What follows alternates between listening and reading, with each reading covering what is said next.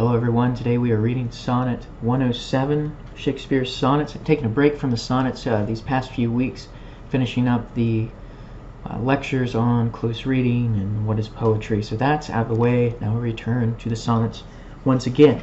The last sonnet we read was Sonnet 106, but I'd like to read Sonnet 107 this time, moving through the sonnets as we go. This one's an interesting, vague, mysterious sonnet.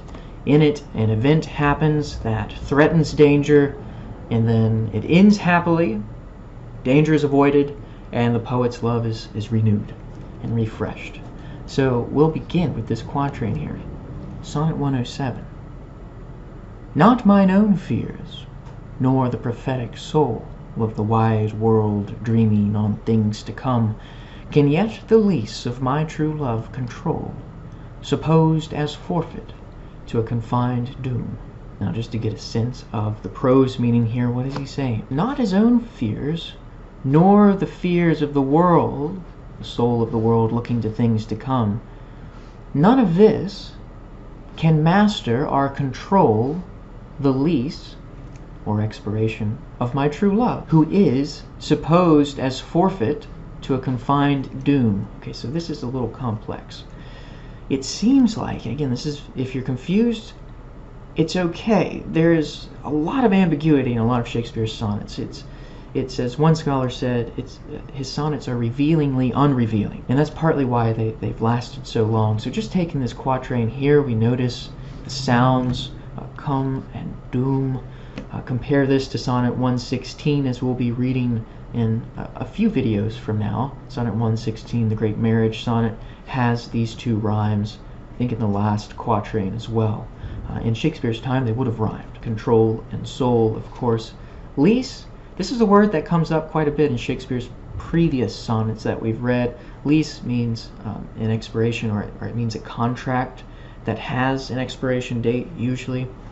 So he's saying that not his fears, nor the prophetic soul of the wide world dreaming, thinking, or worrying really about things to come can control or master my love, my true love, who is supposed as forfeit. Supposed as forfeit meaning that he's supposed as doomed, he's supposed as not present, he's forfeited to a confined doom. Perhaps the love has been cast into prison. Perhaps something has happened in which he or she is confined. Now, within the context of the sonnet, we think that the lover here is male. But notice what happens in the second quatrain, which reiterates really the first. You notice, too, that it has this continuation of the sound with mortal moon. It's a beautiful phrase, alliterative, and of course echoes the sound of doom. The mortal moon hath her eclipse endured, and the sad augurs mock their own presage. Uncertainties now crown themselves assured, and peace proclaims olives of an endless age. So notice some things that are happening here. Stephen Booth and Helen Vendler, both scholars on Shakespeare's sonnets, have noted how there's an event. There are two events, each followed by a statement or a proclamation. What's the event in the first one here? The mortal moon hath her eclipse endured. This is very strange. We don't know what's taking place here. It could be historical events. One historical event that seems significant is the Spanish Armada, the English defeat of the Spanish Armada, which the Spanish Armada, if you know, was an armada in the shape of an eclipsed moon. The English came in this way just off the south of England and drove them past the Isle of Wight. Anyway, so there's that shape of the crescent moon, but it also carries this idea that perhaps what's happening here in the wide world, who's dreaming or looking forward to things to come, is Queen Elizabeth I's sickness, who was sick between 1599 and 1601, rather 1600. Now, why would this refer to Queen Elizabeth I? Queen Elizabeth was often associated with the goddess of the moon. So there's the event. It could be happening in the wide world. And the sad augurs, or proclamations, mock their own presage. What is a presage? Presage is a warning, and augurs is a bad omen, or a warning, really. It's more of a warning too. A proclamation, also a kind of prophecy. So again, augur linking back to the prophetic soul of the world, looking forward. What is proclaimed in auguring are prophecy that mocks their own presage. Strange phrase there. Okay, now we move into the second event. Uncertainties now crown, notice that musical assonance here between these two words. Uncertainties now crown themselves assured. Okay, now they're assured. But what's assured? Incertainties.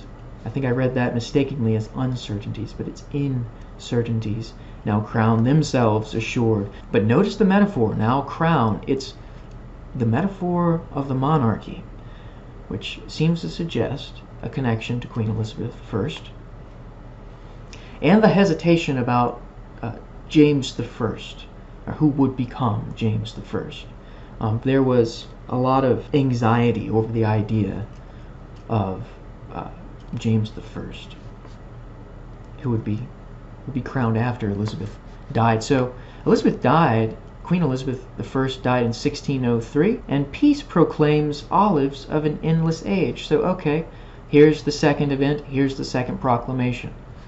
Proclamation of peace. So it seems like the danger, or the augurs, have been avoided by the peace of an endless age. Now, this is a very cryptic allusion, I think, to a historical event. Not sure what event that is, but it could be the Spanish Armada, it could be Queen Elizabeth I's illness, or it could be after her death. And the peace here in that case might be the coronation of James I. Why might it be that? Well, because in the next quatrain, now with the drops of this most balmy time. Balmy means restorative. A balm had a healing effect, but it was also oil that was used in the coronation ceremony.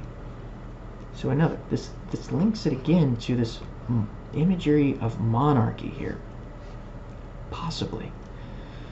My love looks fresh, and death to me subscribes. Okay, so now the lyrical eye, the speaker of this poem, has turned it back to him.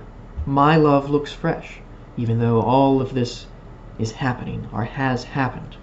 And death to me subscribes. Subscribe means to yield, but it also is a pun on the root word. Sub meaning under, scribe means to write. So death writes under him, but also yields to him, the speaker of the poem. Why? Because, since, spite of him, I'll live in this poor rhyme. The poet will live in this poor rhyme.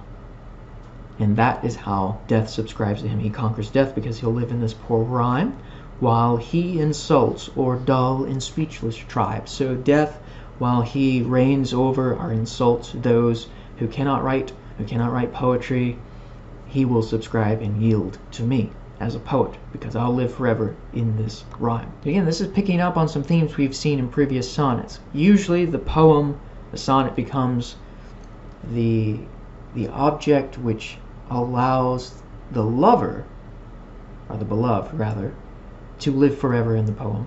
Now it becomes something that the poet is able to live in. It grants immortality not just to his subject, but also to him.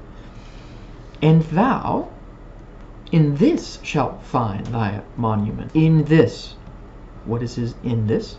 The same in this that we saw in Sonnet 18. Go read Sonnet 18 and you'll see those lines. So long live this, and this gives life to thee. That's the couplet of Sonnet 18. But also, if you look at the beginning of Sonnet 55, you'll find this imagery there again, in which the poem becomes the monument dedicated to the beloved. The monument that outlasts all else. And thou in this shalt find thy monument, when tyrants' crests and tombs of brass are spent. You want to look too at Sonnet 63.